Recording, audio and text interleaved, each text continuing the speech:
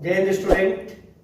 Today we have discussed how you perform the test of cation in chemistry laboratory.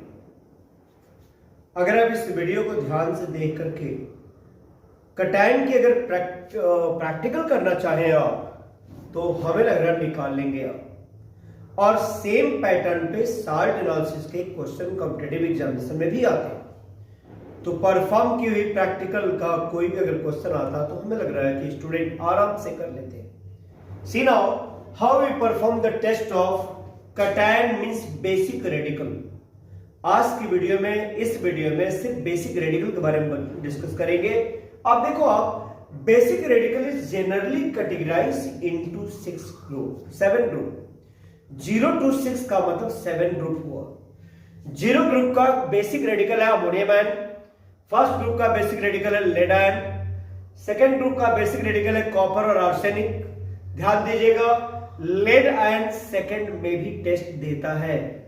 Third group में हम लोग discuss करेंगे ferric ion और aluminium ion और chromium ion. Chromium ion आपके syllabus से बाहर हो चुके हैं। फोर्थ ग्रुप में देखोगे आप तो कोबाल्ट आते हैं, निकेल आता है, मैग्नीज आता है और जिंक आयन आते हैं। फिफ्थ ग्रुप में क्या आएगा बेरियम, स्ट्रॉन्शियम और कैल्शियम आयन आएंगे। सिक्स्थ ग्रुप में मैग्नीशियम, सोडियम, पोटेशियम। तो सोडियम पोटेशियम आपके सिलेबस में नहीं है, मैग्नीशियम आयन है। अब देखो आप इनका टेस्ट कैसे स्टार्ट करेंगे। पहले हम 0 ग्रुप से स्टार्ट करेंगे। ध्यान दीजिएगा 0 ग्रुप के टेस्ट में एक काम करना होगा। 0 ग्रुप के टेस्ट में हम लोग ड्राई टेस्ट ट्यूब लेंगे। क्या लेंगे भाई? Dry test tube. What is the meaning of dry test tube? Dry test tube का मतलब उसमें वाटर नहीं ऐड करेंगे, क्लियर। और उसमें साल्ट को लेंगे, प्लस साल्ट को लेकर के ऐड कर देंगे, क्लियर। साल्ट लेने के बाद इसमें ऐड करते हैं sodium hydroxide. Sodium hydroxide as a group reagent. क्या होगा भाई? Pungent smell came out. Pungent smell came out. अगर पंजेंट स्मेल आ रहा है इसका मीनिंग क्लियर हो गया कि यहां पे क्या होगा 0 ग्रुप है। अब क्या करेंगे इसे कंफर्म करने के लिए एक ग्लासरड कंसंट्रेट हाइड्रोक्लोरिक एसिड में डीप करके टेस्ट ट्यूब के माउथ पे रखेंगे, क्लियर। जब यानी ए डीप्ड ग्लासरड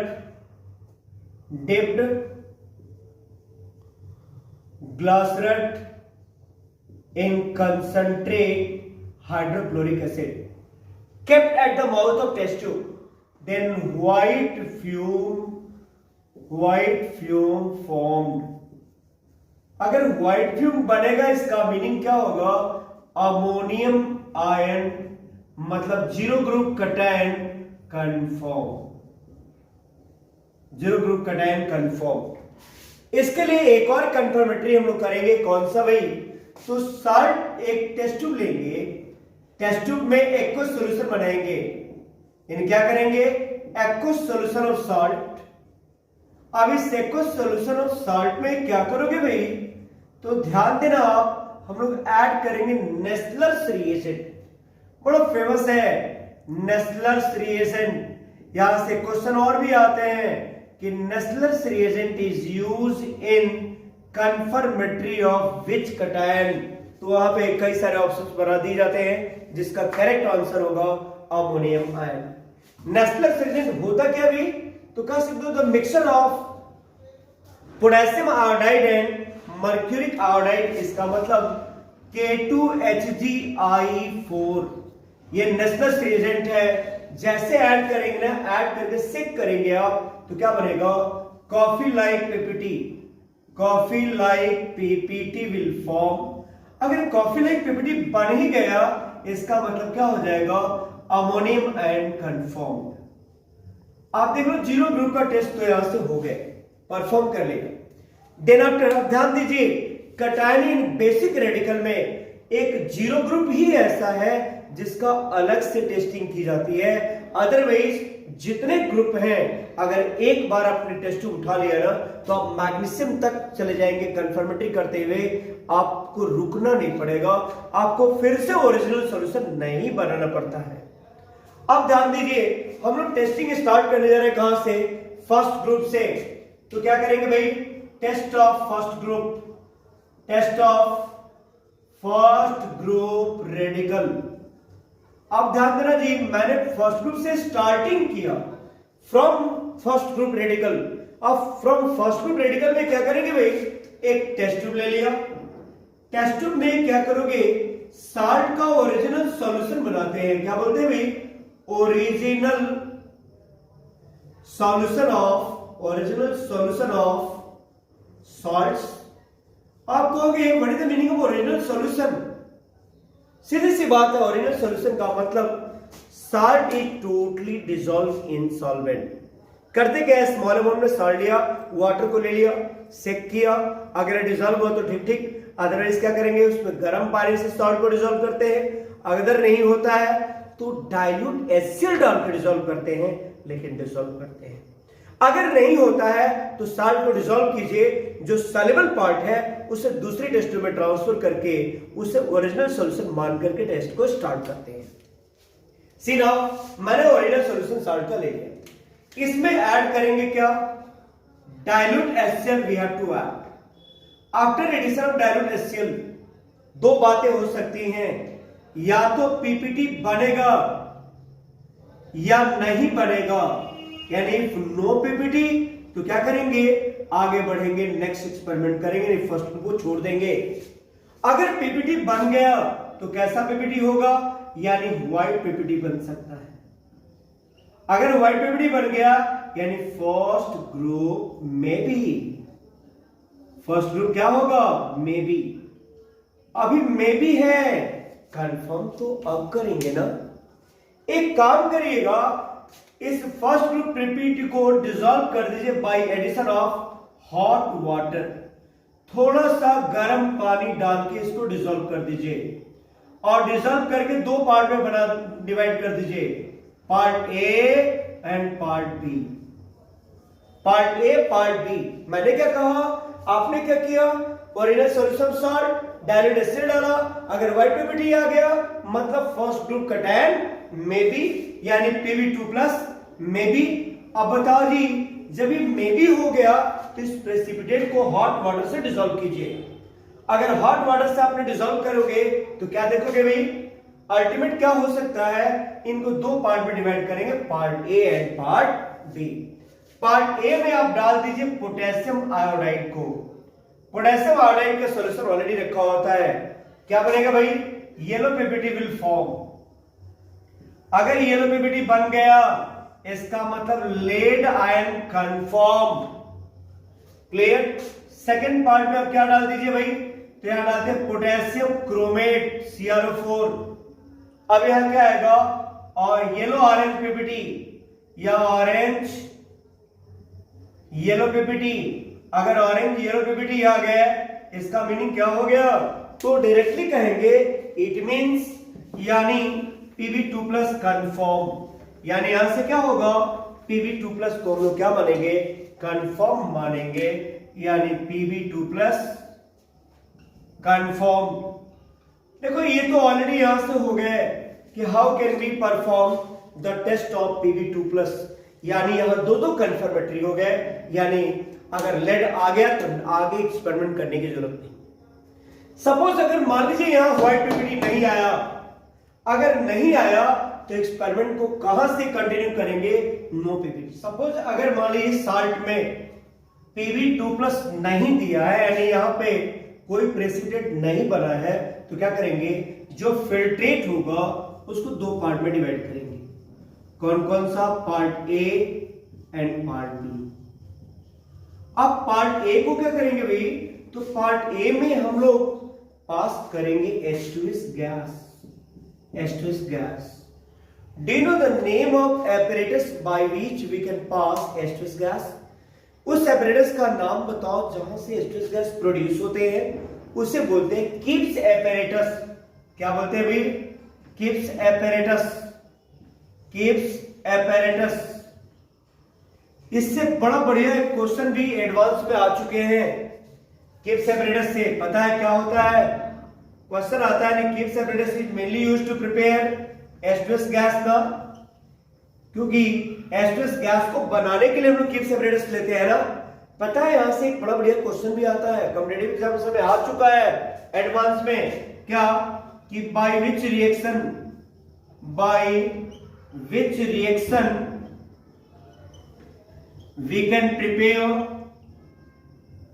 we can prepare pure H2S gas in laboratory, pure H2S gas। तो क्या क्या आएगा ऑप्शन, आता arsenic sulphide with concentrated sulphuric acid, दूसरा आता है zinc sulphide ZnS with concentrated sulphuric acid, तीसरा आता है ferrous sulphide with concentrated sulphuric acid, और चौथा आता है lead sulphide PbS with concentrated sulphuric acid. Please tell me what will be the correct answer.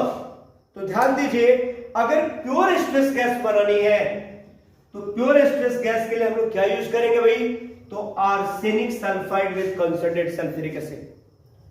Regular practical में अगर H2S gas use करनी है तो उनके लिए हम लोग क्या यूज करते हैं, FeS with concentrated sulphuric acid. तो दो क्वेश्चन यहां से हो गया, pure H2S gas the mixture of arsenic sulphide, formula मैंने गलत लिखी है, AS2S3 arsenic sulphide with concentrated sulphuric acid. Clear. अगर ये मैं बोलूं क्या कि लैबोरेटरी में रेगुलर प्रैक्टिकल में कौन से यूज करते हैं, तो क्या यूज करेंगे, ferrous sulphide with concentrated sulphuric acid. See now यही H2S गैस मैंने पास किया, पास करने के बाद पीपीटी बनेगा। अगर पीपीटी बना इसका मतलब, अगर मान लीजिए सपोज पीपीटी अगर बन गए तो क्या होना चाहिए, पार्ट ए में H2S गैस मिलाने पे अगर पीपीटी आ गया तो ध्यान दीजिएगा पीपीटी आ गया इसका मतलब सेकेंड ग्रुप में भी। अब ध्यान दीजिए सेकेंड ग्रुप में भी, तो सेकेंड ग्रुप में कौन कौन से आते हैं रेडिकल, वही तो ध्यान दीजिए दो लोग आते हैं। कौन आएगा, सीना, अगर ब्लैक पीपीटी आ गया मतलब कॉपर आयन, अगर येलो पीपीटी आ गया मींस आर्सेनिक आयन, ठीक है ना। अगर ब्लैक पीपीटी आया मतलब कॉपर आयन, अगर येलो पीपीटी आया मतलब आर्सेनिक आयन। अब ब्लैक पीपीटी अगर आ गया तो इसको तो कंफर्म करना पड़ेगा ना, तो ब्लैक पीपीटी मतलब Cu2+। अब ध्यान दीजिए इसको कंफर्मेटरी करने के लिए ब्लैक पीपीटी को डिसॉल्व करते हैं 50% concentrate nitric acid, 50% concentrate nitric acid dissolve करेंगे, और डिसॉल्व करने के बाद डिसॉल्व पार्ट को दो पार्ट में डिवाइड कर लीजिए, पार्ट ए और पार्ट बी। पार्ट ए आ गया, पार्ट बी आ गया। पार्ट बी में क्या करेंगे भाई, पार्ट ए में पहले पास कर दीजिए अमोनियम हाइड्रोक्साइड। जैसे अमोनियम, ध्यान दीजिए डिसॉल्व पार्ट हल्का ब्लूइश होता है, जैसे अमोनियम हाइड्रोक्साइड पास करेंगे ना डीप ब्लू कलरेशन आएंगे। क्या आएगा, डीप ब्लू कलरेशन। और डीप ब्लू कलरेशन का मीनिंग हो गया कि copper ion confirm, copper ion क्या हो गया, कन्फर्म हो गया। कोई डाउट, अगर वही ध्यान दीजिए पार्ट बी में अगर आप मिला दीजिए पोटेशियम फेरोसाइनाइड, पोटेशियम फेरोसाइनाइड, तो क्या बन जाएगा भाई, यहां पे आएगा चॉकलेट लाइक पीपीटी। कैसा आएगा, चॉकलेट लाइक पीपीटी। इसका मतलब ये क्या हो गया कि कॉपर आयन कन्फर्म। अब ध्यान दीजिए जो येलो पीपीटी आया है, येलो पीपीटी को कैसे कंफर्मेटरी करेंगे, तो इसे आप डिसॉल्व कर दीजिए by the addition of concentrate nitric acid in it. जैसे कंसंट्रेट नाइट्रिक एसिड डालेंगे ना तो डिसॉल्व फॉर्म मिलेंगे हमको। अब डिसॉल्व फॉर्म में आप एक काम करिए, ऐड कर दीजिए अमोनियम मॉलिब्डेट को। किसको मैं बोल रहा हूं भाई, अमोनियम मॉलिब्डेट को। जब अमोनियम मॉलिब्डेट को आप डिसॉल्व करेंगे तो again yellow PPT will form, और again yellow PPT form means arsenic ion confirm, arsenic ion confirm, जो आपके बोर्ड प्रैक्टिकल से साथ बाहर कर दिया गया, आप चेक कर लीजिएगा सीबीसी साइट पे ऑलरेडी गिवन है। क्लियर? तो यानी येलो पीपीटी फॉर्म, यानी सेकेंड ग्रुप हो गए।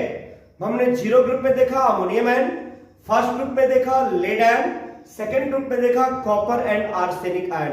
अब ध्यान दीजिए, मैंने यहां क्या कहा था कि अगर कोई प्रेसिपिटेट फर्स्ट ग्रुप के टेस्ट में अगर नहीं आया था तो उससे दो पार्ट में डिवाइड किए थे। पार्ट ए जिसमें एस्टस गैस पास करा करके सेकेंड ग्रुप कराया था, सेकेंड ग्रुप में अगर ब्लैक पीपीटी आता है मतलब कॉपर आयन, तो कॉपर आयन का कंफर्मिटी देख लिया। अगर येलो पीपीटी आता तो येलो पीपीटी का भी कंफर्मिटी देख लिया, यानी आर्सेनिक में भी, यानी आर्सेनिक विल कंफर्म। अगर सपोज एस्टस डालने के बाद भी पीपीटी नहीं आया तो then after we should start from part B. अब पार्ट बी में क्या करेंगे, ध्यान देना आप, पार्ट बी में पहले ऐड करेंगे अमोनियम क्लोराइड, काहे भाई थर्ड ग्रुप के टेस्टिंग के लिए, और उसके बाद सेकेंड रिएजेंट डालेंगे ammonium hydroxide. Question is here, आप बोल सकते हो कि why we add ammonium chloride before then ammonium hydroxide? Due to common ion effect, ताकि फिफ्थ ग्रुप के कटायन थर्ड ग्रुप के टेस्ट में प्रेसिपिटेटेड न हो, इसलिए अमोनियम क्लोराइड पहले डालते हैं, उसके बाद अमोनियम हाइड्रोक्साइड। क्यों?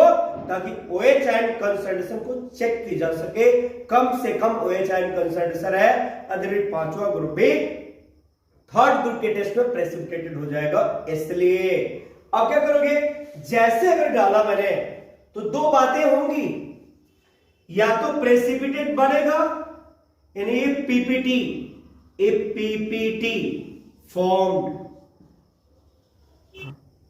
if PPT formed, that means you can say third group may be, यानी यहां पे क्या आएगा, थर्ड ग्रुप में बी।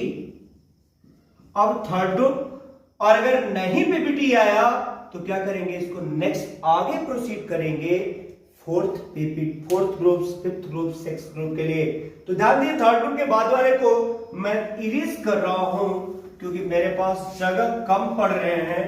अब देखो जी, मैंने लिखा क्या, ये पीपीटी फॉर्म, दैट मींस क्या होना चाहिए, थर्ड ग्रुप में भी। थर्ड ग्रुप में कौन कौन आएगा, एल्यूमिनियम आयन में भी और फेरिक आयन में भी, और क्रोमियम आयन तो क्रोमियम सेल्स में है ही नहीं, क्यों टाइम पास करनी है। तो ध्यान दीजिएगा, इनके लिए दो तरह के प्रेसिपिटेट हो सकते हैं, यानी प्रेसिपिटेट का जो कलर आएगा वो क्या क्या हो सकता है, उनके बेस पे डिसाइड करते हैं। अगर इनका जिलेटिनस व्हाइट पीपीटी आया, जिलेटिनस व्हाइट पीपीटी अगर आता है, ध्यान दीजिएगा, ये ऐसा प्रेसिपिटेट है जो फ्लोट करता है सॉल्वेंट में, उसको बोलते हैं जिलेटिनस व्हाइट पीपीटी, जैसे माड़ जैसा। क्लियर? तो ऐसी कंडीशन में क्या होगा, ये एल्यूमिनियम आयन में भी। क्लियर? और यही अगर रेडिश ब्राउन पीपीटी आता है, रेडिश ब्राउन पीपीटी, इसका मतलब क्या बोलोगे आप, इट मींस फेरिक आयन में भी। क्लियर? फेरिक आयन में भी। अब यहां से हम लोग कंफर्मेटरी की तरफ आगे प्रोसीड करने जा रहे हैं। ध्यान दीजिएगा, जब जिलेटिनस व्हाइट पीपीटी आ जाए ना तो इसे हम लोग डिसॉल्व करते हैं। Gelatinous white ppt will dissolve, कैसे डिसॉल्व करेंगे भाई, तो by the addition of sodium hydroxide. इसमें सोडियम हाइड्रोक्साइड मिलाते हैं, मिला के डिसॉल्व करते हैं, ठीक है ना। दूसरी एक और अच्छी बात, अगर सोडियम हाइड्रोक्साइड से डिसॉल्व करेंगे तो फिर अमोनियम हाइड्रोक्साइड डालने पे क्या बन जाएगा, फिर से further gelatinous white ppt will form. इसका मतलब एल्यूमिनियम आयन अगेन कन्फर्म।